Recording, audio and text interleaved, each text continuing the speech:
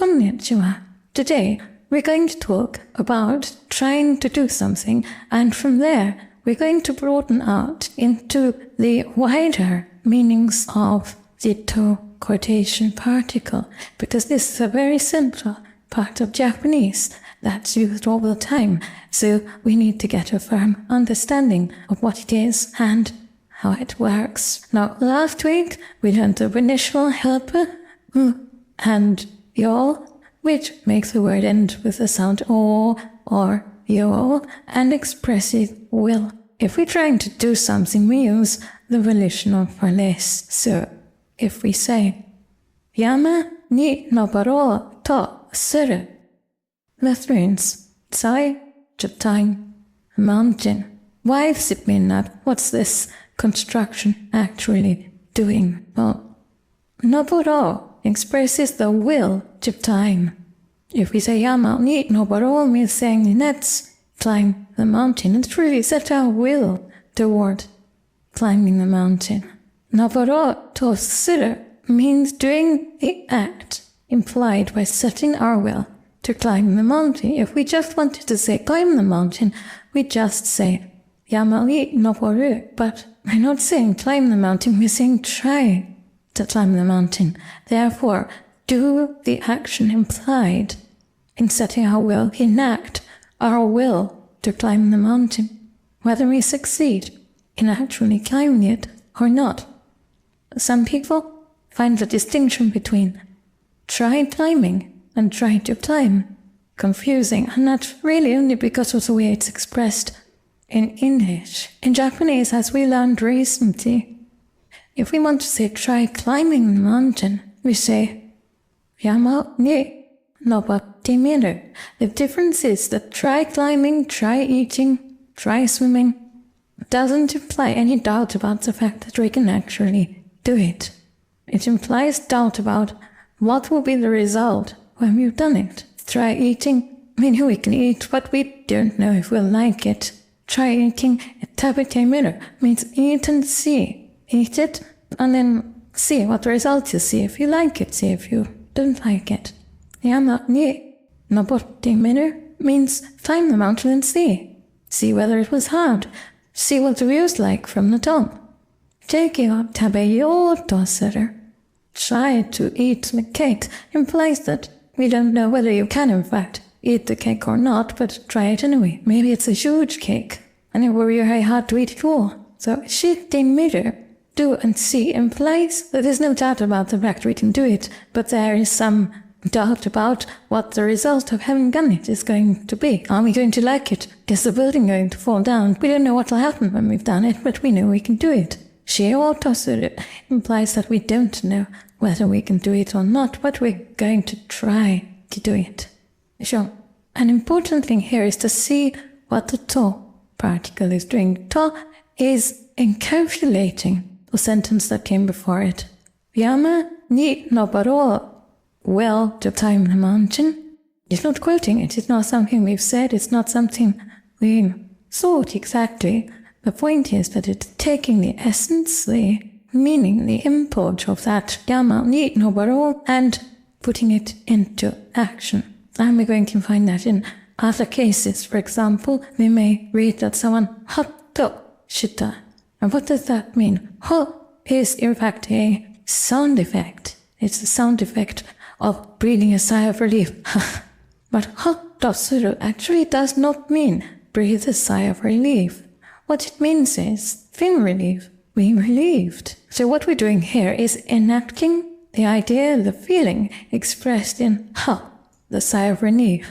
Just as in Yama ni nobaro to suru, we're enacting the feeling, the import of setting our will toward climbing the mountain, that is, trying to climb it. Now, similarly, if we say sakura wo nihonjin to suru, it means regarding sakura, that is a Japanese person.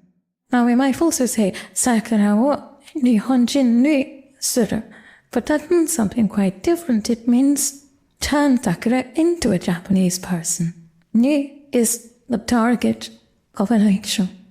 A little while ago, we had a lesson in which we talked about. Sakura ga tairu ni naru. Sakura becomes a frog. Now we also talked about the way that aru and suru are the even item of Japanese verbs. Aru being the primary self-move verb and suru the primary other move verb.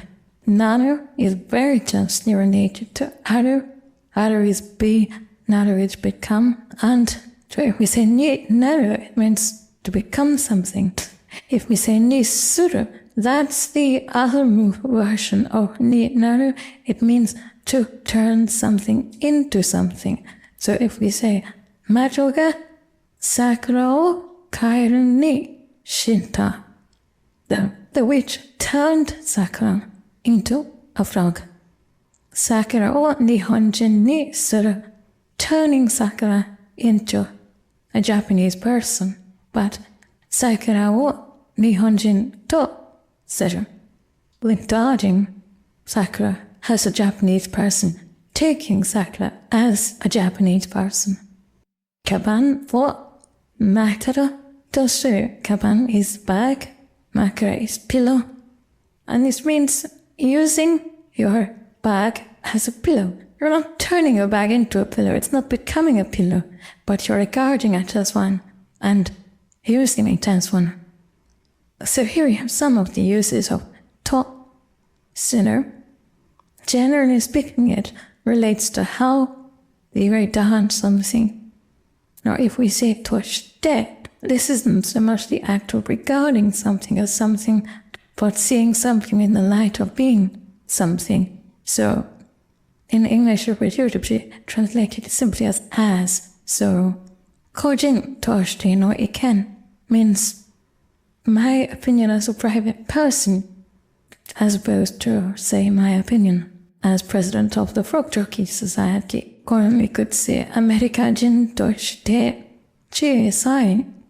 She's small for an American. As an American, she is small.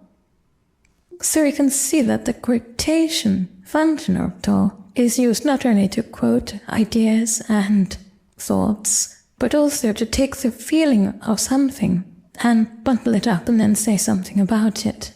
Of course, the most basic thing that can follow to is you, in which case it's a literal quotation. To you, it's usually pronounced that way, not so much to you as to you. And this again can be used not just in a literal quotation, but also saying how something is said or what it's called. So, Fushiki no kuni no arisu to you hon means the book called Fushiki no kuni no arisu. And the to in toyu can be reduced simply to te. So you can say te you, Fushiki no kuni no arisu te you hon, or it can be reduced right down to just te. Fushiki no kuni no arisu te hon still means the book called Alice in Wonderland. So people sometimes get confused when they just see this te. It means to, koto you, but the thing that really confuses people sometimes is that it can also be used in place of the wa particle. Now this seems particularly strange until you realize what it's actually doing. If we remember what the wa particle is, the wa particle is the topic marking particle. So when we say Sakura wa nihonjin da, we can put that into English as, speaking of Sakura, she is a Japanese person. Now, does that start to make things a little clearer? Sakura de nihonjin da. Sakura say she Japanese person is. Sakura speaking o, she Japanese person is. Sakura topic, she Japanese person is. Now we can't say to or to you in place of the wa particle. It's a very casual use. We just use ken. But you can see that it's really, even though it's very colloquial, it's not just some random and inexplicable thing. It's setting up Sakura as the thing we're talking about, just as one is. And there are other extended uses of to we'll cover those as we come to them. But if you have any questions, if you'd like to ask about any of them right now, or if you have any comments to make, please put them in the comments below, and I will answer as usual. I'd like to thank my gold Kokeshi patrons, my producer angels who make these videos possible, and all my angels, my red Kokeshi, my blue Kokeshi, my pink Kokeshi, and all my supporters on Patreon and elsewhere. Thank you so much, and thank you for attending this lesson. Play Kurimo, Namaskar Naishras. Carte dismissed.